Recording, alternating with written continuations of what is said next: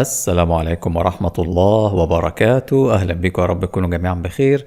وانتهى دور المجموعات من كأس آسيا 2023، وتم حسم رسميا ال 16 منتخب المتأهلين لدور ال 16 والثمان مواجهات في دور ال 16. فعندنا المسار الأول إيران في مواجهة سوريا، البحرين في مواجهة اليابان، والفائز من كلا المواجهتين هيكون أول مباراة في ربع النهائي، بينما قطر في مواجهة فلسطين، وأوزبكستان في مواجهة تايلاند، والفائز من كلا المواجهتين هيكون مواجهة في ربع النهائي.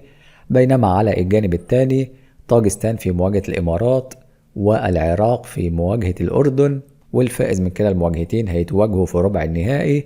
بينما آخر مواجهتين في دور 16 أستراليا في مواجهة إندونيسيا، والسعودية في مواجهة كوريا الجنوبية، وكلا المنتخبين الفائزين هيتواجهوا في ربع النهائي. وبالتالي مواجهات الحقيقة صعبة ومرتقبة للمنتخبات العربية، سواء للمنتخب السوري قدام إيران، أو البحرين قدام اليابان، أو المواجهة العربية قطر وفلسطين. بينما ربما تبدو مواجهة سهلة للإمارات مع طاجستان، في حين أن مواجهة العراق والأردن مواجهة عربية مرتقبة الحقيقة ما بين كلا المنتخبين، في حين أن المنتخب السعودي هيكون قدام مواجهة نارية مع كوريا الجنوبية.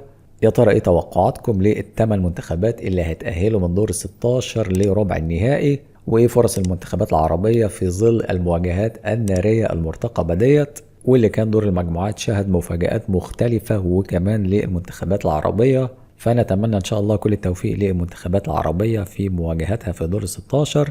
مستني رأيكم وتوقعاتكم في التعليقات، وشكرا للمتابعة وسلام.